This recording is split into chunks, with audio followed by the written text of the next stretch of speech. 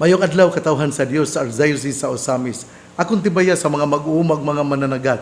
Ako usab nga balik og timbaya sa ato nga mga teachers sa both in public schools and in the Catholic schools sa Archdiocesan Commission on Education. Hinaot nga kamo nagmalipayon bisan naa sa mga kaguol, sa mga kalisod, we trust you. And for that, God will never abandon you. O ingon man usab sa ato usab nga mga igsuon nga naningkamot tingali mga parents nga naningkamot tingali nga makapadayon og eskwela ang ilang mga anak. Parents, see to it nga kada bitaw dunag gyud mo'y pangandoy nga makaeskwela ang inyong mga anak. Kada bang priority ba nga makaeskwela gyud sila. Nga kamo pong mga kabataan hinaot nga kamo mutambayayong sa inyong mamag papa. Nga dili mo magsigi pangayo o kining mga kwarta gastuhonon aron lang kamo kining nindot ang inyong mga snacks o guban pa. Paningkamot gyud mo. Nga ayaw mo kaguol kung kamo ana sa kalisod. Kung kita ana sa kalisod, usa ka na kapamaagi aron kita sa kanunay musangpit sa atong Ginoo. Busa ngadto sa ato nga mga estudyante, ayaw gyud ninyo pagbinuang. Ayaw gyud kamo pagbinuang sa inyong pag-eskwela. Kaya nabitang ako gyud ning perming isulti kaninyo, mga estudyante, a small mistake, lifelong regret. Maghimo mo og gamay nga dautan. Pero ang sukli day niini inyong pagabasulan hangtod sa inyong kinabuhi. Panalitan ron, kining buang binuang lang ka.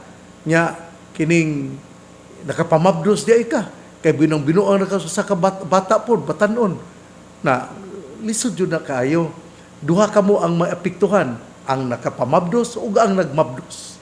Muna nga, pirmi yun ninyong ihuna-hunaon nga magtinarong o gayaw buhata ang dautan. Adlaw karon nga Miyerkules, Hunyo 10. O ako nga pasalamat sa ato nga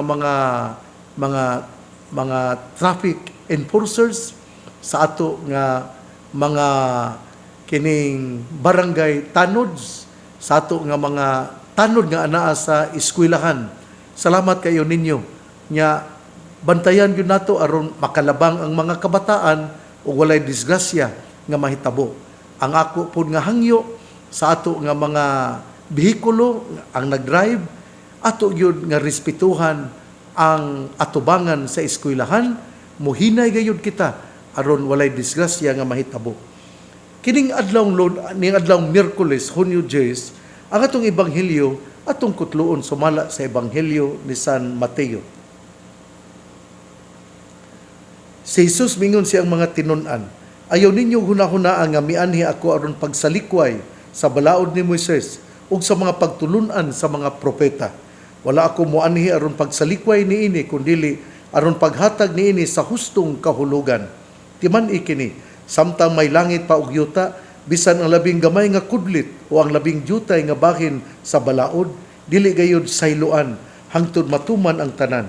Busa ang dili magtuman bisan ang labing gamayng bahin sa kasuguan ug magtudlo sa uban sa pagbuhat sa ingon, mamahimong labing iwit sa gingharian sa langit. Apan ang magtuman sa balaod ug magtudlo sa uban sa pagbuhat niini, ingon sa mahimong dako sa gingharian sa langit. Ebanghelyo sa atong Ginoo, daygon ikaw o Kristo. Mga igsoon, ang sentro gayud sa atong ebanghelyo mao gayud nga si Hesus gatuman sa balaod. Nga si Hesus wala mo salikway sa balaod. Pero iya kining gihatagan og bag-o nga kahulugan nga ang mga balaod kinahanglan ato gayud nga hatagan sa kining gitawag og gugma. Nga ang gugma mao gayud ang neutralizer sa maong balaod. Kung pananglitan ron nga ingon nga dili ka kinahanglan nga mosimba ka og Domingo, pero sa imong paglakaw adunay masakiton, adunay nag-heart attack. Unya imong gitabangan Unya, nadugay ka o na-late ka pag adto na noon sa simbahan, dili kini nagpasabot nga ikaw nakasala og dako. Tungod kay ang importante mao nga ikaw mitabang tungod sa gugma aron imong mapadala ang mao nga tawo nga na heart attack maron padulong ngadto sa hospital. Whatsoever you do to the least of my brothers, you are doing it unto me. Mo na nga ang ato nga balaod kinahanglan gayud nga ato nga interpretahon ubos sa gugma. Nga unsay atong gihimo mao gayud ang sukaranan niini, mao gayud ang gugma. Mao nga si Jesus miingon, wala ako moanhi aron pagsalikway niini kundi aron paghatag niini sa hustong kahulugan. Ang hustong kahulugan mao nga ang ato nga pagsabot sa balaod anaa gayud sa in the context of love, gugma. Kay ang gugma mao magayod ang sukaranan sa pag-anhi sa tong Ginoo aron pagluwas sa katawhan. Mao na nga lisod kaayo kon kita mamahimong kinabitong balaod ra gyud. Dili pwede nga ang balaod maura gyud ang ato nga hunahunaon kundi ato gayud nga hatagan og kahulugan ang balaod dinha ubos sa gugma. Kay ang pundasyon sa balaod mao man gayud ang gugma. Mao ni ang sa simbahan pero dinha sa balaod sa yuta dili ko makahimo sa mao nga pagkomentaryo. Pero ang ako nga gikomentaryo mao, ang Ginoo gugma, tungod kay siya gugma, ato gayod nga hatagan, we have to interpret law in the prism of love. Nga ato gayod nga makita ang balaod dinha sa gugma. Ato karong basahon ang gisulti dinhi sa the Anawim way. Ningon diri, in the gospel, Jesus calls us to fidelity to the same God who revealed Himself on Mount Carmel in the first reading. Ang Mount Carmel god atong hinumduman katubang gito kinsaman ang nagdala, kinsaman ang sinugo sa Ginoo ang 450 ba nga mga propeta ni Baal o ang usaba ang ato ba si Elias ba, si Elijah ba nga mao ang gipadala sa Ginoo o gipamatay man niadtong higayuna ang mga propeta ug siya na lang ang nahabilin.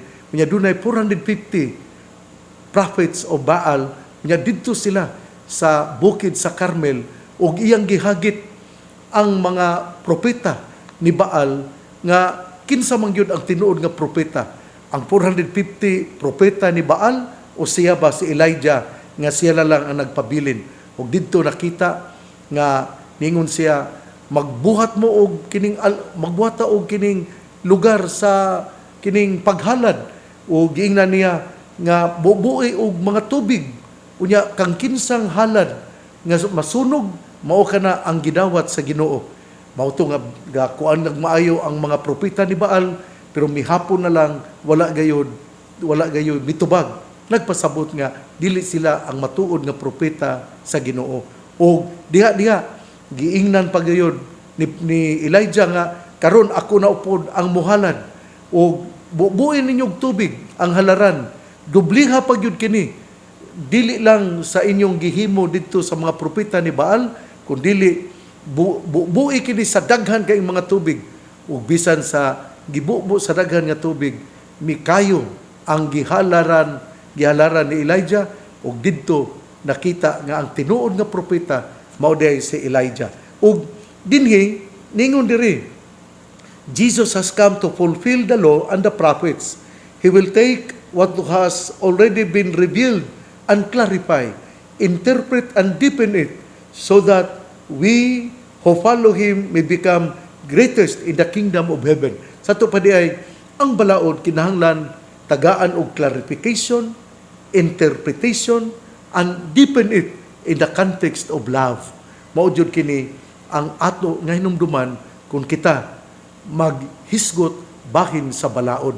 Nga ang balaod, dili lang litra por litra, kundi ang balaod ato gayod nga hatagan o interpretasyon, clarification, sumala sa pundasyon sa gugma.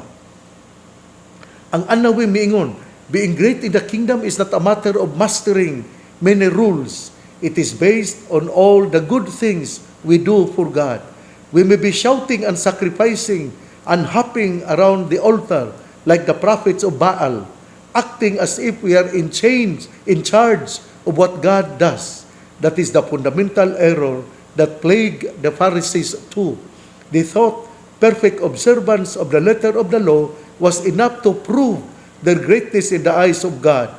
Jesus shows us a deeper way of faithfulness to the law, the way of love. The way of love. He summarized the law in his teaching of the two greatest commandments, love of God and love of neighbor. He demonstrated the way of love by laying down his life for us. St. Paul, reflecting on the connection between law and love, finally concludes, love is the fulfillment of the law. Ug ato kining makita ang gisulti ni San Pablo dina sa Roma kapitulo 13 versikulo 10. Love is the fulfillment of the law. Romans 13 verse 10. Ang gugma mao ang gahatag o tibuok nga kahulugan sa balaod. Busa ato yung paningkamutan nga kita mohimo sa interpretasyon sa balaod, pinahaom gayud sa gugma.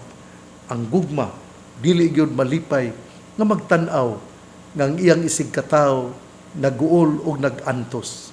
Ang gugma, dili gayud malipay kung ang iyang silingan walay gikaon. Ang gugma, dili gayud malipay. Ang tao nga nahigugma, dili gayud malipay kung dili siya makatabang sa iyang isig katawo. Timan-an yun na nato.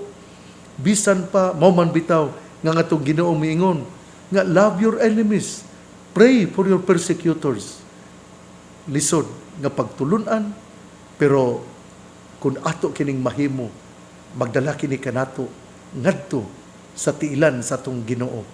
Mamahimo kitang balaan, kay ato man nga gipuy-an, ang labaw pa nga gipangayo sa palaod. The law of the jungle says, kini bitaw kanang unsa iyang gihimo, imo usab nga kining bawsan sa iyang gihimo. Kung siya midunggab kanimo, ang law of the jungle, kining lex talionis, miingon donggaba usab. Pero sa atong Ginoo, ang miingon siya kung ikaw sagpaon sa wala, imo usab nga gihatag, imo usab nga ihatag ang imong tuo nga aping. Dili kini nagpasabot literal interpretation, kundi ang punto mao nga imo gyud siyang higugmaon bisan kun siya gahimo og mga dautan diya kanimo. Maman bitaw nga atong Ginoo samtang gabitay sa krus, niingon, Father, forgive them, for they do not know what they are doing. Unya, ngadto sa nagbasol nga kawatan, siya miingon, today, you will be with me in paradise. Ang pagbasol o ang paghigugma, mao gyud ang importante nato aron kita makasulod sa gingharian sa langit. Igsuon, ang mayong balita nga wang pulong ni Hesus, ang iyang pamation, pamalandungan, ug paningkamutan nga mapuy-an. Bulahan ang tao nga namati sa pulong sa Ginoo, sama sa kahoy nga gitanom, daplin sa usa ka sapa, kansang dahon dili gayon malaya. Tempo sa timbunga siya mamunga. Igsuon, ugma na usab. Karon ning adlaw mao ang presbyterium sa mga pare sa Archdiocese sa Osamis. Kagahapon ang gihimo ang meeting sa mga Board of Consultors o Board of Temporalities nga gihimo didto sa Pablea Beach Resort dina sa Rizal, Zamboanga del Norte. Busa, salamat Father Derry Ascuna, ang kura paroko dinha sa Sapang Dalaga, salamat sa imong pagpang-alagad o ako naguol tungod kay dako ka gasto nganong diha pamangyod sa kining Pablia Resort. Anyway, I appreciate your sacrifices.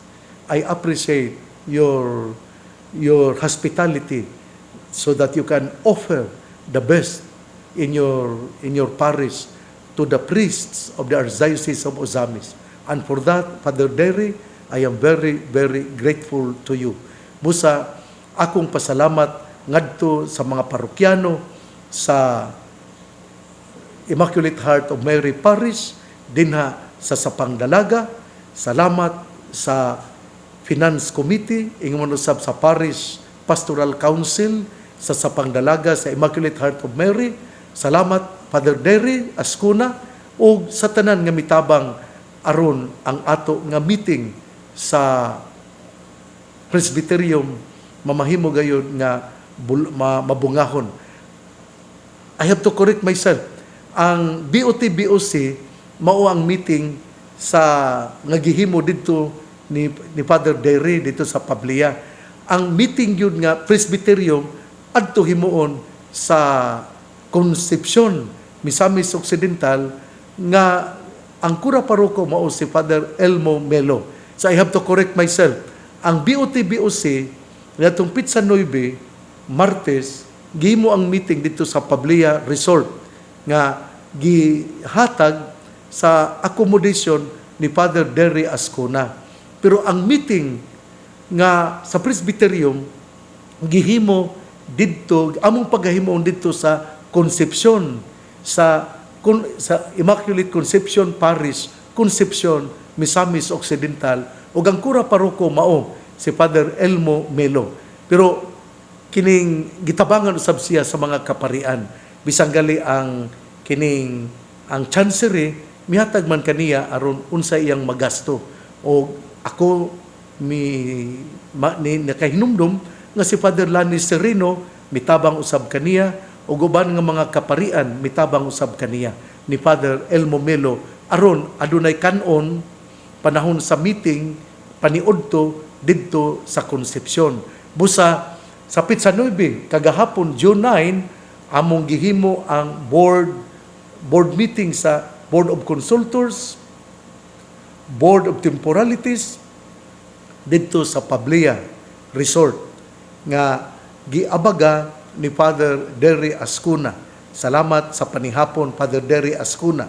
O karong adlaw, Miyerkules sa buntag, atua kami dito sa Concepcion aron among himuon ang Presbyterium meeting. Ako kining gihimo aron makit-an sa mga tao na aduna di ay meeting ug amo nga bisitahan ang parokya sa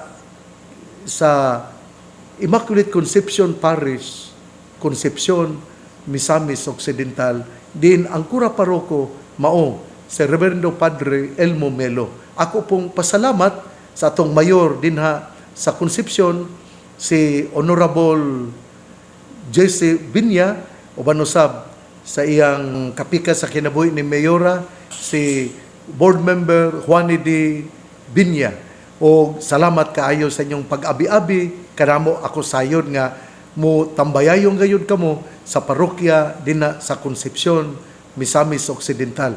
Ako di ay nga ipahibalo nga karon nga Hunyo 12, Biyernes, Hunyo 12, mao ang ikawalo nga anibersaryo sa church dedication dinha sa simbahan sa Aluran. O doon na po'y groundbreaking